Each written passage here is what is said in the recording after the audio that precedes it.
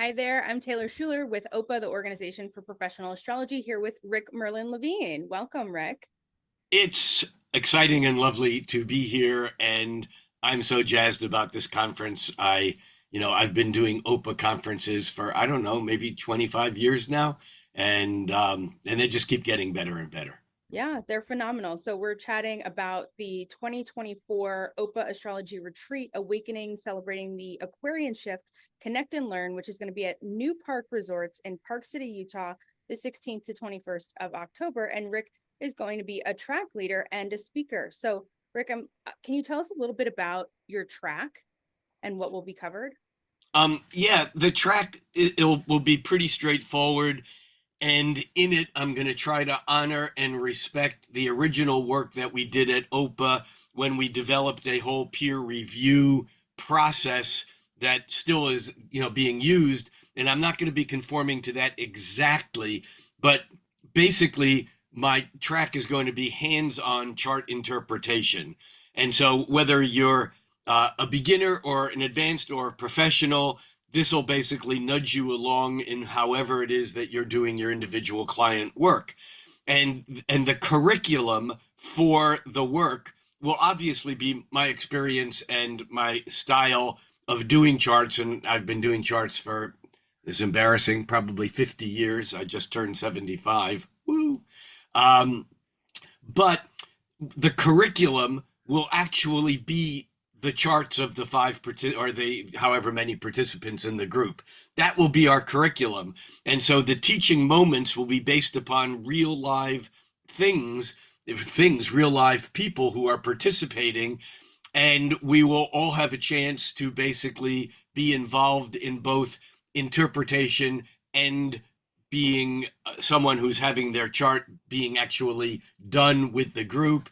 And we'll focus on our own individual work, but I have an agenda. And my agenda is one that I've been practicing for a long time, and that is figuring out what you know and what you don't know and pushing you into some place towards something that you didn't know that can change how you do astrology. That's what I love to do. Beautiful. So if you've worked with Rick, you know Rick's work, then you're sold. You're going to be there. I mean, but if you don't, for those who don't, Rick, can you tell us a little bit about your experience and style of astrology? Got a week? Well, I learned astrology pretty much on my own. The first astrology conference I went to was sponsored by Llewellyn in 1975, called Gnosticon. And in that one weekend, I saw some of the greats that I'd read their books, people like Isabel Hickey and Noel Till, I mean, just a whole list of people that just blew my mind, like many people experience when they go to a conference these days.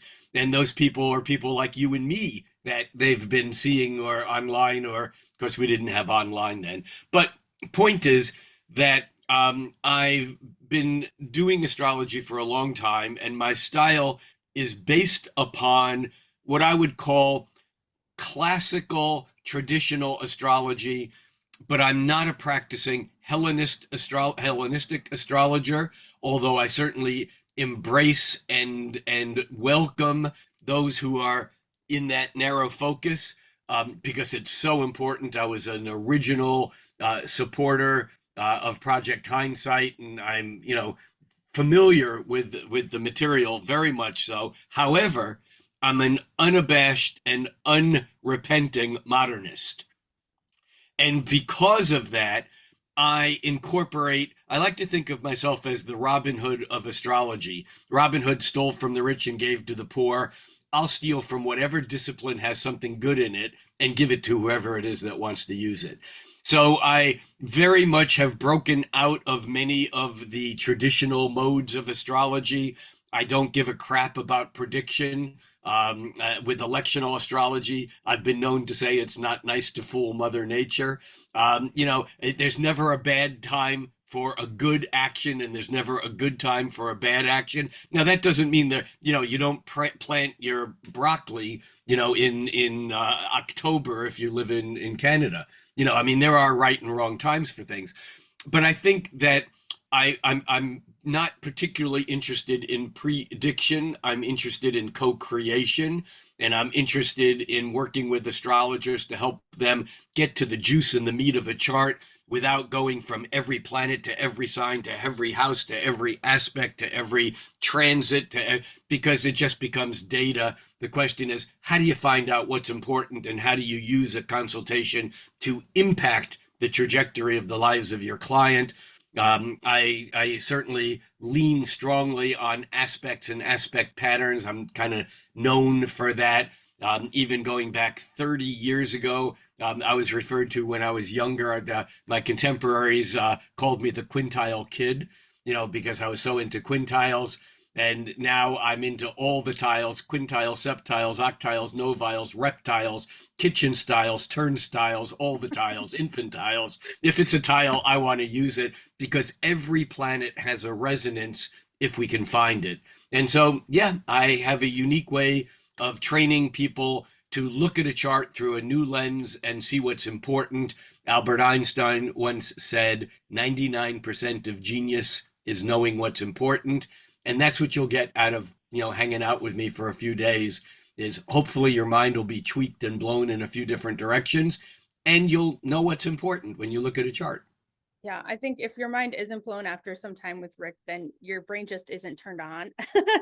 You forgot the on switch. So, Well, I have natally Pluto in my third house, trining a overwhelming Aries stellium in the 11th house.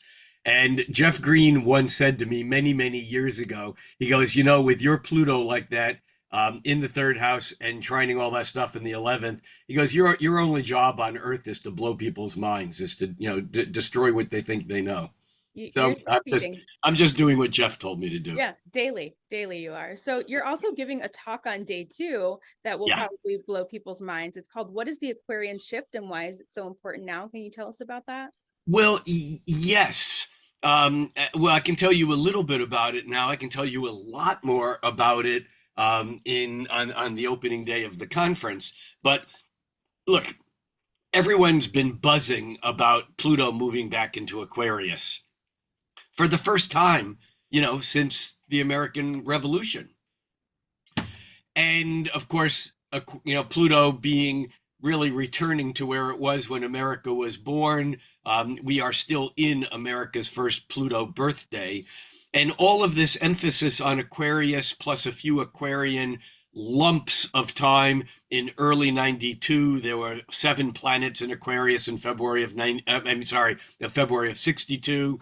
And then we had the, slower moving planets of, Saturn, Uranus, and Neptune moving through Aquarius, in the late 80s, early 90s. And now with Pluto moving into Aquarius, it's a huge, huge shift. But it's not the age of Aquarius, because if ages are approximately 2,160 years long, which they are, and if we gauge the age that we are in, called the age of Pisces, which is really the symbol of the fish being the symbol of the Christian religion, doesn't matter what religion you are, we measure time from the beginning of this age. And even if it's off 10 years or 20 years or even 30 years, even a generation, it was around the time, give or take 10, 20, 30 years of the birth or death or passing or processing of Jesus. That was the beginning of this age, which means that the true age of Aquarius really doesn't begin for about another 100 years. And we don't know what the date is, but to say that we're in the age of Aquarius is just, I mean, it's people who don't really know what the whole picture is. Now, understanding that, though, we talk about being born on a cusp or a cusp between two houses as the edge. Well, if the sun is moving at a degree a day, and we say we're on the cusp for a day or two before or after that happens, the cusp of an age is really like 100 years or more. And so I'm not dissing the age of Aquarius. And in fact, the fact that we've just had a Jupiter conjunction with the modern ruler of Aquarius for the first time when Pluto is in Aquarius. The last time that that happened was in 1789, within a few weeks of the storming of the Bastille and the turning of the French Revolution, and the first session of the United States Congress that ratified the US Constitution and set up our whole judicial system. I mean, it's so potent as to what's going on right now. And so putting this in both a narrow perspective and relating it back to what was going on then, and then looking at it from a wider perspective, because again, ages are 2,000 years long, and we don't even have the beginnings of an inkling of a clue of what the age of Aquarius will be. But I have some suspicions, and that's what will kind of unfold. Brilliant. And just to bring us back to the track that you're leading, which is Improving Natal Chart Consultations, what level of experience would you recommend? My favorite group to teach, and I've had other astrologers tell me I'm crazy, but I've been doing this for years. My favorite astrology class or group to teach is one that has professionals, serious advanced students, intermediates, and beginners who barely know what their sun sign is. I love it because you can't go off into technical jargon land without losing, some people, and you can't just say boring, dumb stuff that everyone else has already heard without losing people on the other end. So I love that. Now, the fact is that there really is no requirement other than I would suggest that if you need to know, when you're looking at a chart, you need to know what you're looking at. You need to know the planets, the signs, the houses, and the few basic aspects. I mean, it's beyond that. I don't care what your technical level is. I don't care what your experience is. If you can differentiate in a sentence, what the difference between Saturn and Mars is, that's cool. If you know the archetype of, what, the sign of Aquarius means to you, you may not know. No one knows everything about any sign. If you know the difference between a trine and a square, that's good enough. I mean, it's basically, we're going to be working hands-on charts, and I'm going to be delivering some material that will assume that you know that stuff. But this is not, I mean, you do not need to be able to be, an astrology, guru, genius, professional astrologer. If you have some basics down, you'll be good. Oh, In fact, I like teaching the unformed minds better than the people who think they know it all, because I tell my students all the time, there's a lot of amazing teachers out there. Please don't hang out with me only. Go find some other good teachers. But if you find a teacher who knows it all, get the hell out of there quickly, because I don't, and neither do they.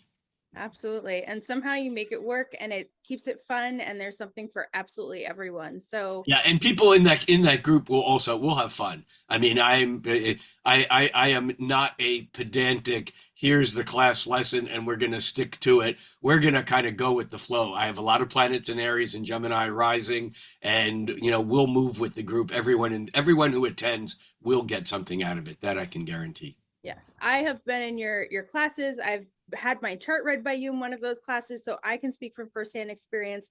Time with Rick is invaluable, amazing. Definitely sign up for his track. Sign up for the conference. If this conversation hasn't been enough, there are hot tubs on the balcony in these rooms. Gorgeous. I'm in. I'm in. I went. The first thing I did before I said yes to wanting to go to this is I checked out the venue. It's phenomenal, and there's good food and everything. Yeah, So yeah. I can't wait. awesome. Thank you so much for joining, Rick, and we hope to see you all in October. Bye now. Looking forward to it.